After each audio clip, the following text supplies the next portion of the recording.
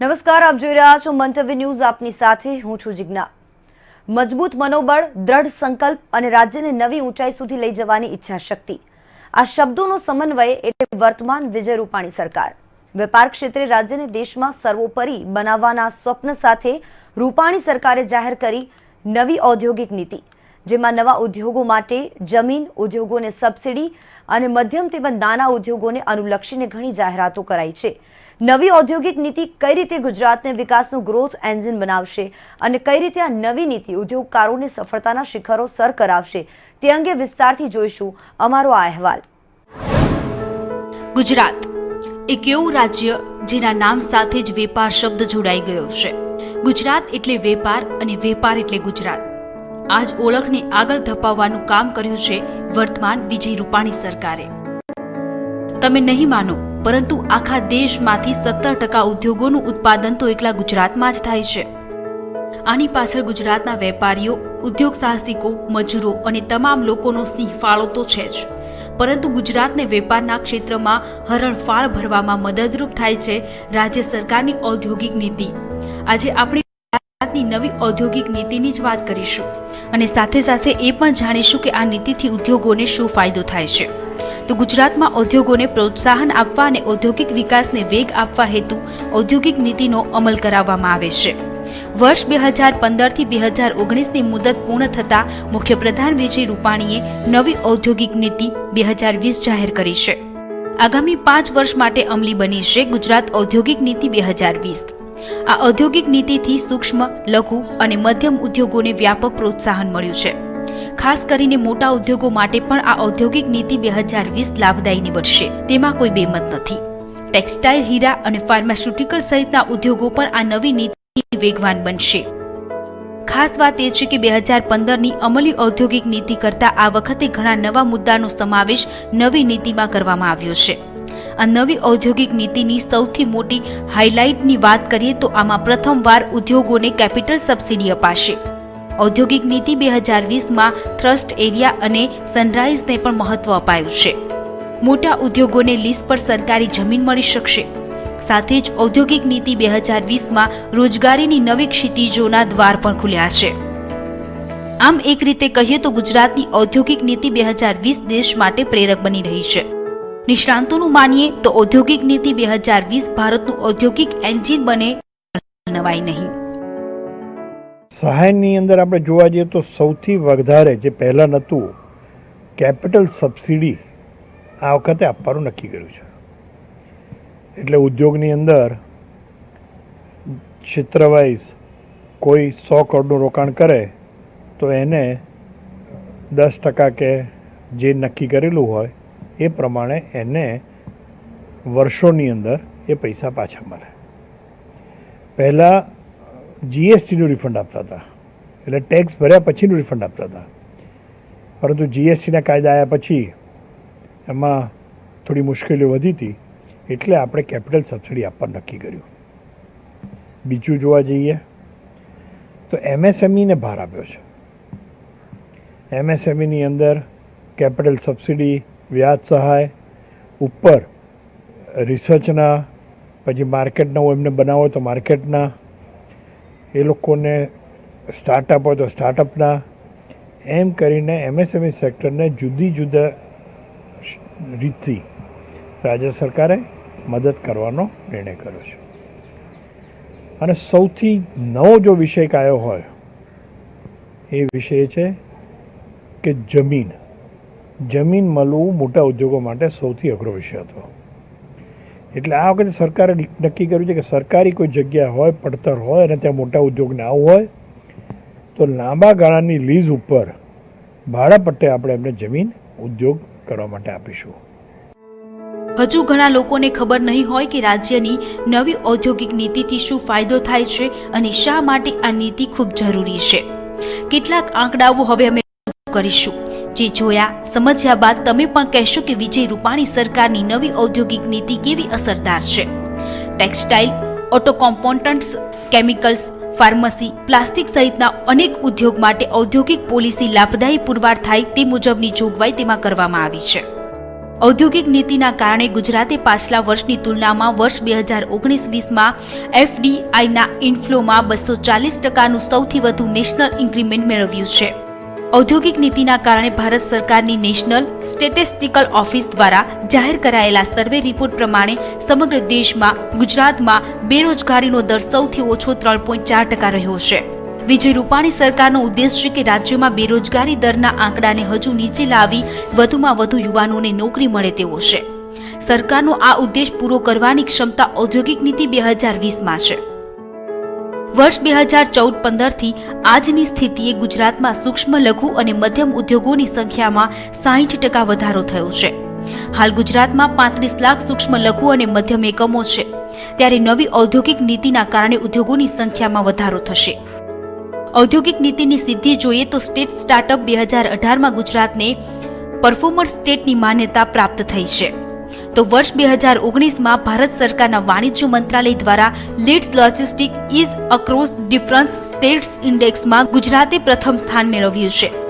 વર્ષ 2019માં વિકાસ વૃદ્ધિ દરમાં પણ 13% સાથે ડબલ ડિજિટ દરની સિદ્ધિ મેળવી છે. રાજ્યોનો વિકાસ આ જ પ્રમાણે યથાવત રહે તો નવી ઔદ્યોગિક નીતિમાં દર વર્ષે સરેરાશ અંદાજે 8,000 કરોડ આઉટલે એટલે કે ખર્ચ થવાનો અંદાજ છે. ગુજરાત ઔદ્યોગિક નીતિ 2020માં અગાઉના અનેક ફીચર્સ યથાવત છે, તો સાથે સાથે તેમાં ઘણા મોટા અને મહત્વના ફેરફારો પણ કરવામાં આવ્યા છે. આ ફેરફારો પર નજર કરીએ તો 15 થ્રસ્ટ સેક્ટર્સની પરિકલ્પના તેમાં કરવામાં આવી છે. આ થ્રસ્ટ સેક્ટર્સને કોર સેક્ટર્સ અને સનરાઇઝ સેક્ટર્સમાં વિભાજિત કરવામાં આવ્યા છે.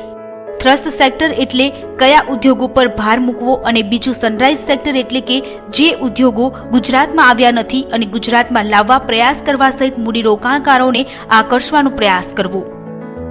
આ જ હેતુ અગાઉની ઔદ્યોગિક નીતિ કરતા વર્ષ 2020 ઔદ્યોગિક નીતિમાં કેટલાક મહત્વના ફેરફારો કરવામાં આવ્યા છે. અગાઉની પોલિસીમાં કેપિટલ સબસિડી હતી જ નહીં, જ્યારે નવી ઔદ્યોગિક નીતિમાં કેપિટલ સબસિડી આપવામાં આવશે. અગાઉની પોલિસીમાં ઉદ્યોગો માટે જમીન મેળવવી થોડી મુશ્કેલ હતી, જ્યારે નવી ઔદ્યોગિક નીતિમાં મોટા ઉદ્યોગકારોને સરકારી પડતર જમીન ઓછી મહેનતે મળી શકશે. આમ તો ગુજરાતમાં અનેક નાના મોટા ઉદ્યોગ છે, પણ ગુજરાતના ફાર્માસ્યુટિકલ ઉદ્યોગની તો વાત જ ન પૂછો. ગુજરાતમાં બનતી દવાઓનો વિશ્વમાં ડંકો વાગે છે. ભારતમાં થતા ફાર્મા ઉત્પાદનના 30% ફાર્મા ઉત્પાદન ગુજરાતમાં થાય છે. અન્ય દેશો કરતા સસ્તી અને રોગને જડમૂળથી દૂર કરવાની ક્ષમતા ધરાવતી દવાનું ઉત્પાદન કરે છે ગુજરાત સ્થિત ફાર્માસ્યુટિકલ કંપનીઓ. ગુજરાત ઔદ્યોગિક નીતિ 2020 ફાર્માસ્યુટિકલ ઉદ્યોગને કેવી રીતે લાભદાયી નીવડી શકે છે તે જાણવા અમે મુલાકાત લીધી ફાર્માસ્યુટિકલ ક્ષેત્રે ખ્યાતિ ધરાવતી એક કંપનીની. આ ક્ષેત્ર સાથે સંકળાયેલા નિષ્ણાતો પણ માને છે કે ગુજરાતની ઔદ્યોગિક નીતિ 2020 લાગુ થતા આગામી સમયમાં ગુજરાતનો ફાર્માસ્યુટિકલ ઉદ્યોગ સફળતાની ઊંચાઈ સર કરશે. આપણે જ્યારે ગુજરાતની ઇન્ડસ્ટ્રીયલ પોલિસીની વાત કરીએ તો ફાર્મા માટે બહુ સ્પેસિફિક એડવાન્ટેજીસ છે. જેમ કે ફાર્માને કોર સેક્ટરમાં મૂકવામાં આવ્યું છે, થર્ડ સેક્ટર છે, અને કોર સેક્ટરમાં હોવાથી જે સબસિડીના બેનિફિટ્સ છે એ જ્યાં 4% મળે છે ત્યાં એમને 6% મળશે, જ્યાં 6%, જ્યાં 8% મળે છે ત્યાં 10% માટે એ લોકો થશે આપણો ઉદ્યોગ, અને જ્યાં 10% છે ત્યાં 12%, એટલે એડિશનલ આપણને સપોર્ટ મળે છે ઇન્વેસ્ટમેન્ટની સબસિડીઝમાં. બીજો જે ફાયદો અત્યારે નવી પોલિસીમાં છે કે અગાઉ જે સબસિડીઝનું હતું તે SGSTના રૂપમાં જ લિમિટેડ હતું. અત્યારે GSTના ફોર્મમાં આપણને એક એડવાન્ટેજ મળે છે, જેથી કરીને એક્સપોર્ટર્સ છે અને ગુજરાત બહારની જેનું વેચાણ છે અને જે લગભગ ફાર્માનું મેન્યુફેક્ચરિંગ છે એનું 70-80% બિઝનેસ એવો છે કે આઈધર ગુજરાત બહાર છે અથવા એક્સપોર્ટ છે. તો આવા લોકોને બેનિફિટ નહોતો મળતો, એની બદલે બેનિફિટ મળશે, એટલે એક એડિશનલ બેનિફિટ આપણને મળવાનું છે ફાર્માસ્યુટિકલ ઉદ્યોગોને. ત્રીજી વાત કરીએ આપણે રિસર્ચ. ફાર્મા ઉદ્યોગ એ R&D બેઝ ઉદ્યોગ છે. આ જે આપણું નવી ઇન્ડસ્ટ્રીયલ પોલિસી છે એમાં રિસર્ચ સેન્ટર એસ્ટાબ્લિશ કરવા માટે લગભગ 5 કરોડની સબસિડી છે, તથા રિસર્ચ પ્રોજેક્ટ માટે 50% એક સીલિંગ આપી છે 50 લાખ રૂપિયાની, ત્યાં સુધીની એક એડિશનલ સબસિડી છે. આનાથી ફાર્માસ્યુટિકલ ઉદ્યોગમાં R&Dમાં એક વેગ મળશે. એ સાથે જ્યારે આપણે આત્મનિર્ભર ભારતની વાત કરીએ છીએ, હાલ આપણે લગભગ આપણું જે ટોટલ API ઇમ્પોર્ટ છે એના 68% ચાઇનાથી ઇમ્પોર્ટ કરવું પડે છે. તો સેન્ટ્રલ ગવર્મેન્ટની એક બહુ સારી સ્કીમ આવી છે જેની અંદર લગભગ 10,000 કરોડનું લેઆઉટ છે, જેમાં 3 bulk drug park API park બનવાના છે અને 7,000 કરોડ PLI એટલે પ્રોડક્ટ લિંક ઇન્સેન્ટિવ સ્કીમના ફોર્મમાં આવે છે. આ સાથે આ જે સ્ટેપ છે એ API ઇન્ડસ્ટ્રીને બૂસ્ટ આપવા માટેનું છે. આને સંલગ્ન આને એક પેરેલલ કહીએ તો આપણી ઇન્ડસ્ટ્રીયલ પોલિસીમાં જે એન્વાયરમેન્ટ માટેની સબસિડીઝ એડિશનલ જાહેર કરી છે, જેમ કે ઝીરો લિક્વિડ ડિસ્ચાર્જ હોય તો એના માટે એક સ્પેશિયલ સબસિડી મળે છે, ગ્રીન એન્વાયરમેન્ટના અમુક સ્ટેપ્સ હોય તો એના માટે સબસિડીઝના પ્રાવધાન છે. તો આ બંને એક સાથે કામ કરીને આ ટાઈપની જે API ઇન્ડસ્ટ્રી છે, બલ્ક ડ્રગ પાર્ક છે, એ અહીંયા એસ્ટાબ્લિશ થાય ગુજરાતમાં અને આ API ઇન્ડસ્ટ્રી અહીંયા ડેવલપ થાય, જેથી કરીને આપણો એક્સપોર્ટ પણ વધે, આપણે આત્મનિર્ભર બનીએ, ઇમ્પોર્ટ આપણું ઘટે, એટલે ઓવરઓલ એક બહુ સરસ વિન વિન ઇકોસિસ્ટમ ડેવલપ થાય એવું એક આ સરસ પ્રાવધાન આમાં આપેલું છે. ઉદ્યોગોનો ઉલ્લેખ થાય એટલે સુરતનું નામ ન લેવાય તે તો કેમ ચાલે. એક પણ એવો ઉદ્યોગ નહીં હોય જે સુરતમાં નહીં ધમધમતો હોય. એક જમાનામાં કહેવાતું કે સુરતનું જમણ અને કાશીનું મરણ. હવે કહેવાય છે કે સુરતનો વેપાર એટલે સપના સાકાર. સુરતમાં ચાલતા ઉદ્યોગોની વાત નીકળે તો કલાકો વીતી જાય, પણ ટેક્સટાઇલ, હીરા અને પાવરલૂમ્સ વિના સુરતની કલ્પના કરવી પણ મુશ્કેલ છે. ગુજરાતની ઔદ્યોગિક નીતિ 2020 અન્ય ઉદ્યોગોની માફક સુરતના પણ આ 3 મોટા ઉદ્યોગોને વેગવંતા બનાવશે. સુરત ટેક્સટાઇલ મિલ ઉદ્યોગ અને પાવરલૂમ્સનું હબ છે. નવી ઔદ્યોગિક નીતિ 2020માં ક્લસ્ટર ડેવલપમેન્ટ રાહત મળવાનો આશાવાદ ટેક્સટાઇલ અને પાવરલૂમ્સ ઉદ્યોગકારો રાખી રહ્યા છે. ઔદ્યોગિક નીતિ 2020ના કારણે MSMEને તેમની પ્રોડક્ટનું આંતરરાષ્ટ્રીય સ્તરે માર્કેટિંગ કરવાની તક મળશે. જે મુજબ ઉદ્યોગકારોને કેપિટલ સબસિડી અને ઇન્ટરેસ્ટ સબસિડી સાથે સેવા સબસિડી, વિદેશી ટેકનોલોજીનું સંપાદન, બજાર વિકાસમાં સફળતા અને સૂર્ય ઉર્જા સહિતના ઉદ્યોગ કરવા પ્રોત્સાહન પૂરા પાડવામાં આવ્યા છે. અત્યારે જ નવી ઉદ્યોગ ઇન્ડસ્ટ્રીયલ પોલિસી જે બહાર પાડી છે મુખ્યમંત્રી શ્રી રૂપાણી સાહેબે, એ ઘણી પ્રોત્સાહન છે. એનાથી ઘણું નવું ઇન્વેસ્ટમેન્ટ આવશે. ખાસ કરીને જે સોલારમાં જે બેંકના લોન પર વ્યાજની સબસિડી આપવાની જાહેર કર્યું છે એ પણ આવકારદાયક છે. તથા જે ઇન્ફ્રાસ્ટ્રક્ચર પ્રોજેક્ટો છે, જેમાં કે પાર્ક છે, કોમન ફેસિલિટી સેન્ટર છે, એમાં સબસિડીનો ખૂબ જ વધારો કર્યો છે, જેને લઈને એક ગુજરાતના જે ઉદ્યોગો છે ને એને ઘણો વેગ મળશે. MSME પોલિસી જે આવી છે એટલે એ બહુ મોટો બૂસ્ટ મળશે અને એન્સિલરી ઇન્ડસ્ટ્રીઝને બી બૂસ્ટ મળશે. એટલે ઓવરઓલ આખો જે આપણે કહીએ ને કે એક બહુ પોઝિટિવ એટમોસ્ફિયર આવા એકદમ ખરાબ સમયમાં જે નવી ઇન્ડસ્ટ્રીયલ પોલિસી આવી છે એ બધાને એક વિશ્વાસ નવો જગાવશે કે ભાઈ પાછું ઇન્વેસ્ટમેન્ટની કોન્ફિડન્સ આવશે લોકોમાં. અગાઉની નીતિમાં ટેક્સટાઇલ ઉદ્યોગને લઈ જે થોડી ઘણી તકલીફો હતી તેને નવી નીતિમાં દૂર કરાઈ છે. જે મુજબ રાજ્યોમાં પ્રાઇવેટ ઇન્ડસ્ટ્રીયલ પાર્ક સ્થાપિત કરવા માટે આ પોલિસી ખાનગી ડેવલપર્સ ફિક્સ્ડ કેપિટલ ઇન્વેસ્ટમેન્ટના 25% મહત્તમ મર્યાદા 30 કરોડ સુધી પ્રોત્સાહન આપશે. વનબંધુ તાલુકાના કેસમાં ઇન્ડસ્ટ્રીયલ પાર્ક્સ સ્થાપિત કરવા માટે આ નીતિ ફિક્સ્ડ કેપિટલ ઇન્વેસ્ટમેન્ટના 50% મહત્તમ સમય મર્યાદા 30 કરોડ સુધી પ્રોત્સાહન આપશે. ઇન્ડસ્ટ્રીયલ ઇન્ફ્રાસ્ટ્રક્ચર નિર્માણ અને લાસ્ટ માઇલ કનેક્ટિવિટીના વિકાસને વેગ મળશે. નવી નીતિના ફાયદાની આ વાતો હવામાં જ નથી થતી. આ ક્ષેત્ર સાથે સંકળાયેલા આગેવાનો પણ આ વાતને માને છે. ઉદ્યોગોની અંદર રૂફટોપ પર જે સોલાર પેનલ કરવાની હોય તો તેને માટે પણ કેપિટલમાં પણ છે ને ઇન્ટરેસ્ટમાં પણ સબસિડી છે. હાલમાં જ અમે અમારા જે કોમન ઇન્ફ્રાસ્ટ્રક્ચરની જે મેં વાત કરી, અમે પાંડેસરાનો જે એફ્લુઅન્ટ ટ્રીટમેન્ટ પ્લાન્ટ છે ને એમાં જે સોલિડ વેસ્ટ નીકળે છે ને જે સ્લજ નીકળે છે એને માટે અમે 16 કરોડના ખર્ચે અમે સોલાર ડ્રાઇંગ બ્રેડ કર્યો છે કે જે સ્લજની અંદર એક્સેસ પાણી હોય છે ને તેનું વજન થાય છે, એની કોસ્ટ લાગે છે અને ડિસ્પોઝલ સાઇટની અત્યારે અછત છે. એવા સંજોગોમાં સરકારની આ નીતિ અમને ખૂબ આશીર્વાદરૂપ થઈ છે અને અમારો સ્લજનો ક્વોન્ટિટી ખાસી એવી ઓછી થઈ ગઈ છે. ટેક્સટાઇલ ઉદ્યોગના કારણે ન માત્ર ગુજરાત બલકે અનેક રાજ્યના લોકોને રોજગારી મળી રહી છે. ટેક્સટાઇલ, પાવરલૂમ્સ કે અન્ય ઉદ્યોગની કર્મચારીઓનું જીવન નંદનવન બન્યું છે. નવી ઔદ્યોગિક નીતિમાં પણ રોજગારીની સમસ્યા નિવારવા ખૂબ ધ્યાન અપાયું છે, જેનો ફાયદો અલગ અલગ ઉદ્યોગ સાથે સંકળાયેલા કર્મચારીઓને થઈ રહ્યો છે. અત્યારે અમે ટેક્સટાઇલની મિલ પર છીએ અને મિલ કામકાજ અત્યારે ધીરે ધીરે વધી રહ્યું છે અને બધા કારીગરોને રોજીરોટી મળી રહી છે. 3 થી 4 મહિના ઘરે બેસી રહેવું પડ્યું છે કે જેથી સમજો કે આ જે કપડો સમય નીકળી ગયો છે અને ગુજરાત ગવર્મેન્ટ તરફથી જે MSMની જે સ્કીમ આવી છે ધીરે ધીરે હવે ધંધા રોજગાર મળી રહ્યા છે. એક એવી માન્યતા છે કે જ્યાં ઉદ્યોગ વધુ ત્યાં પ્રદૂષણ વધુ, પણ આ માન્યતાને ધરમૂળથી બદલી છે ગુજરાત અને વિજય રૂપાણી સરકારે. ભલે રાજ્યમાં નવા ઉદ્યોગો સ્થપાય, ફેક્ટરી નખાય, જૂના ઉદ્યોગો ધમધમે, પણ આનાથી પ્રદૂષણ ન વધવું જોઈએ તેનો ખ્યાલ નવી ઔદ્યોગિક નીતિમાં ખાસ રખાયો છે. સરકાર જાણે છે કે લોકો માટે રોજગારી અને વિકાસ એટલો જરૂરી છે, એટલે જ જરૂરી છે પ્રદૂષણ રહિત જિંદગી. ઔદ્યોગિક ઉત્પાદન માટેની સ્વચ્છ અને શુદ્ધ ટેકનોલોજીનો ઉપયોગ કરવા.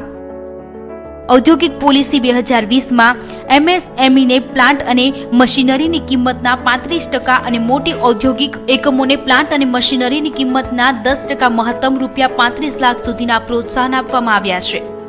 કોમન એન્વાયરમેન્ટ ઇન્ફ્રાસ્ટ્રક્ચર માટે કુલ પ્રોજેક્ટ કોસ્ટના પ્રવર્તમાન 25%થી વધારીને 40% કરવામાં આવ્યા છે, જેમાં મહત્તમ ₹50 કરોડ સુધીની સહાયતાની જોગવાઈ કરવામાં આવી છે.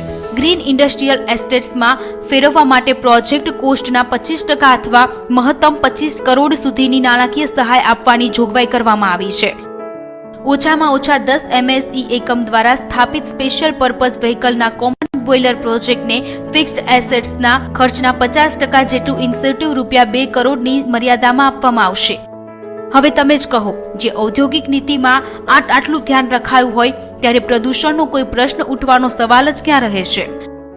કોવિડ-19ની પરિસ્થિતિને ધ્યાનમાં રાખીને ગુજરાત સરકારે ખાસ કરીને CM શ્રી રૂપાણી સાહેબ, ડેપ્યુટી CM શ્રી નીતિનભાઈ પટેલે જે પ્રમાણે ઇનિશિયેટિવ લઈને હડિયા સાહેબની અધ્યક્ષતામાં એક કમિટીની રચના કરી હતી અને આમના જે કંઈ સજેશનો હતા એમની તાત્કાલિક અમલમાં મૂકેલા. પણ અમને ગૌરવ એ બાબતનો છે, ધ સધન ગુજરાત ચેમ્બર ઓફ કોમર્સના માધ્યમથી અમે જે સજેશનો મૂકેલા એમાં ખાસ કરીને 10 કરોડ ઉપર રોકાણ કરનાર એકમોને 45 લાખ સુધીની કેપેસિટી સબસિડી આપવાનું પ્રાવધાન પણ દાખલ કરવામાં આવ્યું છે કે જેથી કરીને નાના MSME સેક્ટરના લોકોને ફાયદો થઈ શકે.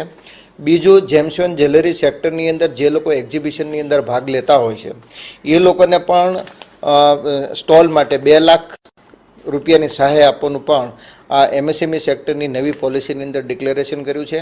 અને સૌથી સારી બાબત એ છે કે કોવિડ-19ના કારણે જે રત્ન કલાકારો હોય અથવા બાકીની ઇન્ડસ્ટ્રી સાથે જે લોકો કામ કરતા હોય એમના આવાસ પ્રોજેક્ટ માટે, એમના આવાસ રહેઠાણ માટે 25 કરોડ જેવી આર્થિક સહાય સબસિડી આપવાનું જે નક્કી કર્યું છે એ ખૂબ આવકારદાયક છે. નવી ઔદ્યોગિક નીતિ 2020 અંતર્ગત રાજ્યના વિવિધ ક્ષેત્રોમાં કૌશલ્ય અંગેની જરૂરિયાત હેતુ સ્થાનિક વસ્તીને સંબંધિત કૌશલ્યની તાલીમ આપી તૈયાર કરશે. આમ કુલ મળીને કહીએ તો ગુજરાત ઔદ્યોગિક નીતિ 2020માં રાજ્યના સમતુલિત પ્રાદેશિક વિકાસ અને રોજગારીની તકના સર્જન પર વધુ ધ્યાન કેન્દ્રિત કરવામાં આવ્યું છે. પરિણામે ઔદ્યોગિક નીતિ 2020 વડાપ્રધાનના આત્મનિર્ભર ભારતના સંકલ્પને સાકાર કરવાની સાથે ગુજરાતમાં મુખ્યપ્રધાન વિજય રૂપાણીના આત્મનિર્ભર ગુજરાતની પરિકલ્પનાને પણ સાકાર કરશે. અને એટલે જ કહેવાય છે કે ગુજરાતની ઔદ્યોગિક નીતિ 2020 ભારતના અર્થતંત્રનું વિકાસ એન્જિન બનશે. બ્યુરો રિપોર્ટ, મંતવ્ય ન્યૂઝ.